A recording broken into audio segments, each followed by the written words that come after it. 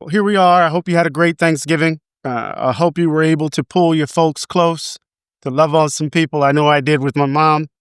We want to jump into this week, and we want to begin where we always begin, and that is with what's happening in Gaza. I just want to call your attention to a report that was recently released by a human rights group organization, the Euro-Mediterranean Human Rights Monitor. And they warned that the U.S. plan for a post-war Gaza may very well impose an unlawful collective imprisonment on the Palestinian population. Now, I bring this up only because I want us to keep our attention on the region, to keep our attention on this situation. I know there's a ceasefire. I know the protests have waned, but we're still in a humanitarian crisis. And we got to pay attention to the particulars of Trump's plan, peace plan. And I put that in inverted commas because we know this man and the folk around him are prone to grift. They're prone to conceding to the demands of those whom we generally believe are bad actors. And so this idea of alternative safe communities amount to compounds, as the New York Times reported, of about 20,000 to 25,000 Palestinians packed into a particular closed military zones under the direct control of the Israeli army. So we have to keep our eyes on this, understand what's happening, the land grab, understand how what was already one of the most densely populated areas in the world, how those folk are being pushed into even more enclosed environments. So let's keep our eye there. But we want to turn our attention to the domestic scene. And there are a couple of stories that I think we need to just pay attention to, that we need to talk about. And of course, there's the story around the bombing of the boats on September 2nd in off the coast of Venezuela. And, the current hot seat that Pete Hegseth seems to be on or sitting in. I want to begin by saying that, this is just wrong. Everything about it is wrong by way of international law, by way of the policies of the U.S. military, by any moral standard. What Pete Hegseth and the U.S. military, what they've done, to my mind, is not only wrong legally, but it's immoral. So you have over 22 strikes, over 84 people killed, and no real serious determination of whether or not the folks were actually drug smugglers or narco traffickers, as they call them. It's funny when you have George Will writing that it's an extraordinary line. He says that Defense Secretary Pete Hegseth seems to be a war criminal without a war. An interesting achievement. This was in his op-ed in the Washington Post entitled "A Sickening Moral Slum of an Administration." He said that he seems to be a war criminal without a war. An interesting achievement. Now, what's interesting is that if he's a war criminal without a war, that means he's a murderer. He's murdered those two persons the two survivors who were clinging to an upsized boat. And before the boat, which was on fire, could be turned over, they struck again, the double tap. It's not a war. Nothing has been approved. We don't understand. We don't know anything about why the U.S. is mobilizing such a massive military force to threaten Venezuela. There's no public conversation. All we know is that Pete Hegseth last night and over the last few months and his Department of Defense, or as he calls it, the Department of War, been bombing boats, killing people. And you have folk at these conservative far-right organizations, Turning Points USA, engaged in a kind of bloodthirst consumption of the video footage. Your wish is my command. Your wish is my command. That's what Pete Hegseth said in response to a Turning Point's person, or whomever. I don't even want to mention their name. So what we see here is not only illegal, it's immoral. And I'm always hitting the moral question. And I've been struck by the ease with which people talk about killing in this country. It's nothing new. It's not reducible to Trumpism and the troglodyte behavior of these folk. But it seems to me that we need to be asking some serious questions, not only about the particular strikes, the legality of those strikes, but we need to be asking questions about what the hell are they up to with regards to Venezuela. There's a shift in U.S. International policy. We thought, at least some of us thought, that the shift was toward China. But it looks as if the U.S. is turning its attention to its own hemisphere and reaching for 19th century policies vis-a-vis the global South, vis-a-vis Latin America, wanting to assert its authority, looking at the oil reserves of Venezuela. Right? And no matter what you think of the Maduro regime, threatening regime change in the way in which many of the folks in the U.S., Trump in particular, and Hegseth more specifically, and Republicans in the House of Representatives and some war hawks on the Democratic side, I find it unconscionable. This nostalgic longing for 19th century American empire, 19th century imperialism. We need to be asking questions. Why is this U.S. carrier ship and all of these battleships outside of Venezuela, threatening Venezuela? For what? What is going on here? It's not drugs. And I don't have any evidence of what I'm about to say, but this is my gut. We have the corporate capture of our democracy, and that corporate capture can manifest itself in a number of different ways, not only grift with regards to Ukraine and Russia. It can turn into grift with regards to Saudi Arabia. We saw that. It can turn into grift with regards to the oil reserves of Venezuela. Let's be mindful of what's going on. But I also want to think about this politically. Why would the Trump administration, why are they in so many ways sacrificing Hegseth? I think it's clear. I mean, obviously, Hegseth and the way he's run the Department of Defense, he's created a lot of enemies. He's created a lot of enemies in Congress. I get that. And these folk have thrown him out there to the slaughter. The sharks are in the water. The blood is there. It's clear to me. So Hegseth, his sacrifice in this political moment, at least this is how I'm reading it, and I could be wrong, but they seem to be sacrificing him. And that sacrifice is aimed, at least on my view, to turn our attention away from the Epstein files and away from the question of affordability. Of course, there are attempts to break through and continue to talk about the economic struggles of the American people, to talk about the devastating impact of Trump's tariffs on the day-to-day lives of folk. The Epstein files have moved off of center stage.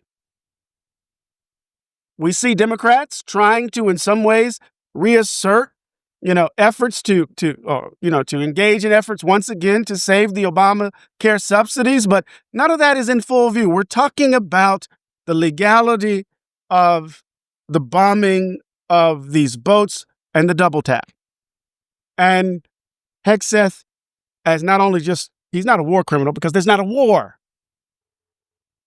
The murder of innocents, until they're proven guilty, of innocent folk in international waters, with no regard for international law, with no regard for democratic principles or moral principles, with no regard to the handbook, the U.S. handbook for engaging in war. Murder. So I just want us to understand the two things working at the same time, right? There's the reality of what's happening, right? The question of whether or not this is a legal act or whether or not it was murder, and the broader question about what is the U.S. up to vis-a-vis Venezuela, that we need to be asking hard questions rude questions about what the hell the Trump administration is up to. We need to reject this cosplay of 19th century imperialism. Right? This is scary, y'all. And when you have a desperate figure like Trump who has no moral center, who will lie as easily as he breathes. Yes, I said that again, Breitbart. Who will lie as easily as he breathes. We need to understand that he is willing to do anything to save his own ass. We know that. We know this. You can't be naive about it. So we need to be asking hard questions about what's going on with Venezuela. And then we need to try to figure out what's going on politically here. Why would all of these MAGA folk, all of these Republicans, from the National Review to the Wall Street Journal, across the board, right, suddenly go after Hegseth? Trump seems to be safe here, but they're going after Hegseth, and they're going after Hegseth in spades. I mean, it's intense. Blood is in the water. The sharks are out, as I've said. And I think it's in part to change the narrative, to shift the story, to turn our attention. Remember, as my colleague Chris Hayes talks about, this is an attention economy. And so there's always this effort to kind of grab your attention. And in some ways, it's not to simply, it's in some ways to deform your attention, not to form it, but to deform it. And so we find ourselves not talking about pedophiles anymore, or not talking a little bit less about affordability, and instead focusing on this issue. Now, let's think about this politically as well. We're almost to the holiday season. Ali Vitale made this point today. We're almost in the holiday session. They're about to go on break. And will this story lose steam? Put him out there for a while, divert attention, and then suddenly we're all in the holiday season. I know it's cynical. I know it's a cynical read, but I think we have to be mindful of this. We have to be politically astute, because these are bad actors, y'all. These are bad actors. Now, the other story that caught my attention is the cabinet meeting, and they're Trump falling asleep. Pilot programs that we're putting out there. And if these are going to work, leg up always and make sure that we're paying attention. And we want our workforce to be educated. Global coalition of countries that line up behind the peace deal, behind the border peace.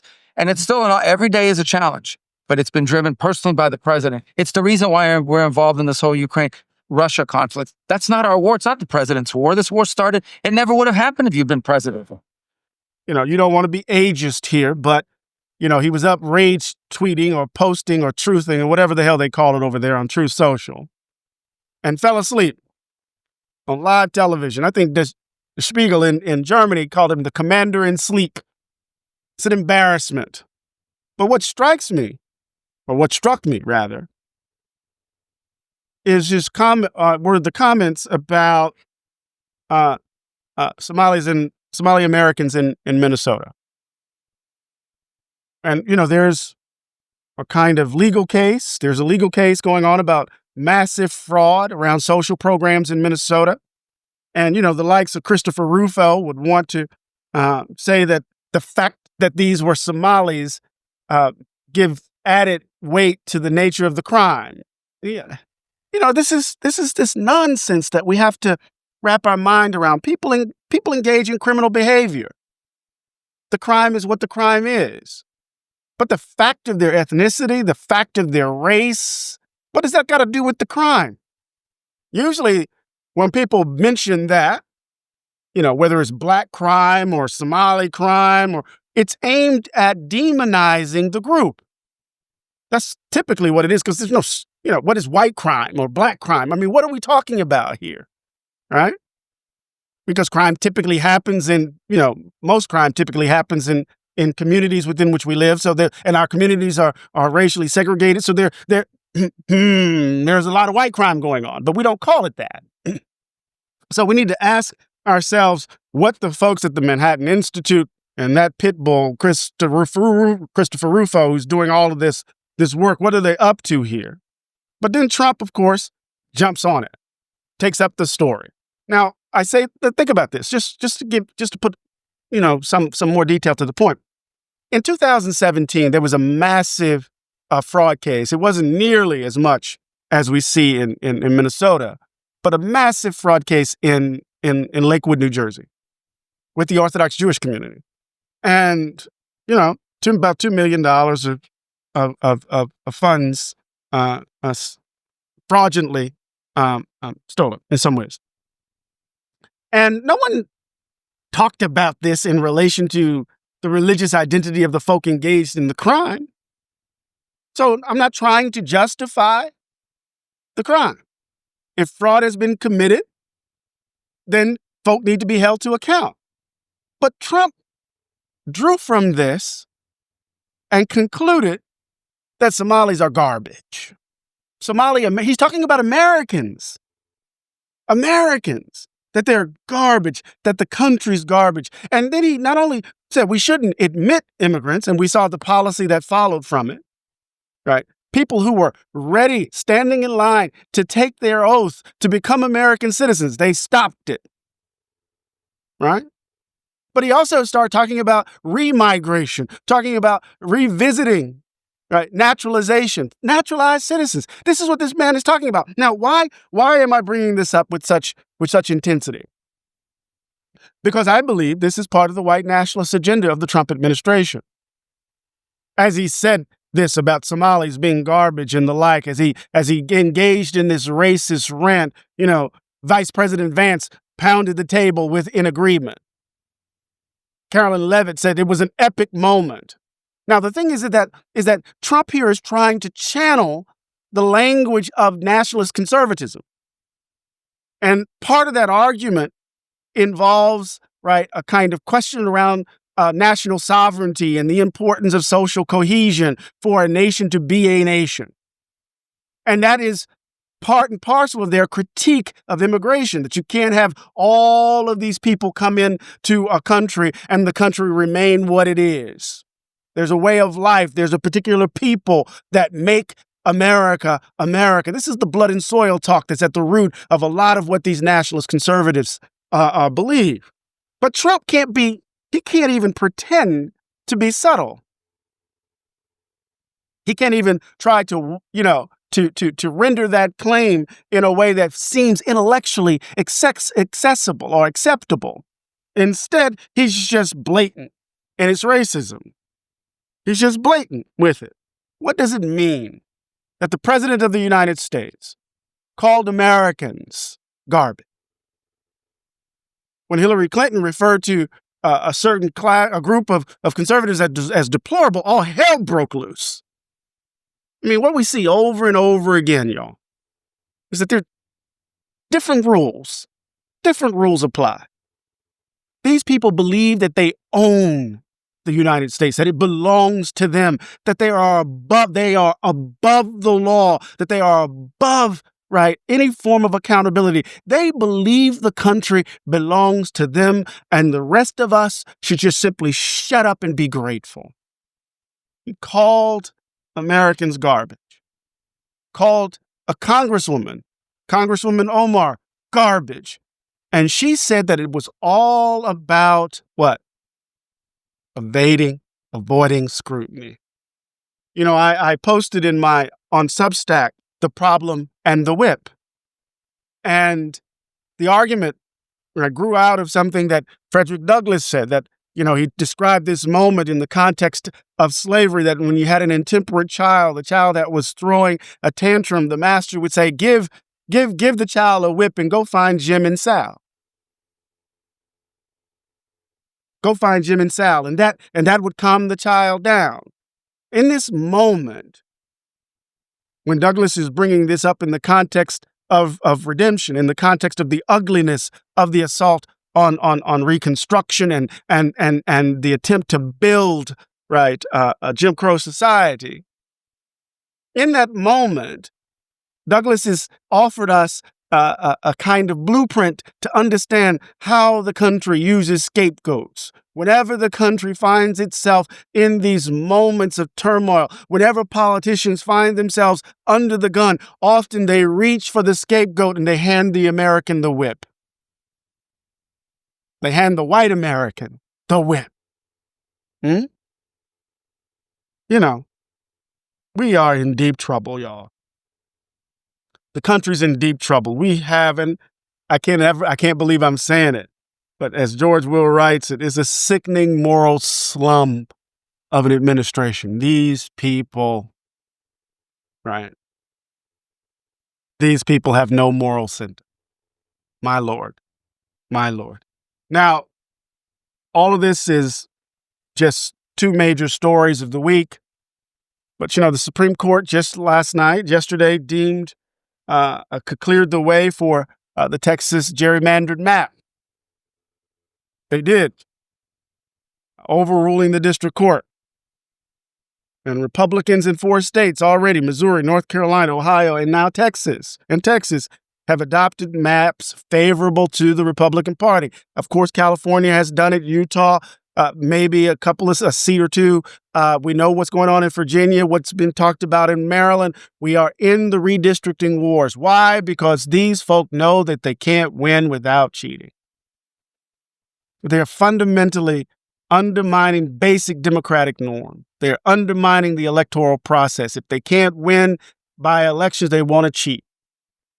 Now, we have to understand this decision by the Supreme Court and keep in mind that that court is about to make a decision about the Voting Rights Act in Section 2. The whole map, the whole game is about to change, y'all. And it's not just Donald Trump. We exceptionalize him. We think it's just him. He's the distorting figure. It's like saying it's just the candy bar that caused the spike in your sugar. No, there's something else in the system, the diabetes, that the sugar then spikes. Something else is systemic going on in the political body of the United States. Donald Trump is just, an accelerant. We are in the midst of an all-out assault on American democracy, and we need to understand it. Of course, the court just refused to reindict Letitia James. There are going to be victories and defeats, but the Supreme Court is captured, in my view. And Justice Kagan was right. He says this sets the stage for violations of the Constitution. And for some reason, many of these folk don't give a damn about the Constitution. They only care about power. Well, I've been running my mouth too long. We have to keep our eyes open, y'all. We have to keep our eyes open. Gallup just recently released this data revealing the economic woes of the country as we move deeper into this holiday season. And, just 21% of Americans think that, the economy is excellent or good, but 40% of American people believe that it's poor. Look at this data point. Holiday spending plummeted from just over $1,000 in October to $778 in November. Among low-income Americans, it was just $267, they said. And this drop between October and November was the biggest drop in spending since the 2008 financial crisis. You combine that, according to the report, you combine that with layoffs, right? Hiring is at its lowest point in 15 years. Layoffs now total is at its highest level since 2020, the peak of COVID-19. We are in deep trouble. And Donald Trump is going to try to sell us, as they say in Jamaica, a 649. The carnival barker is going to tell us that what we're feeling, what we're seeing, what we know isn't true.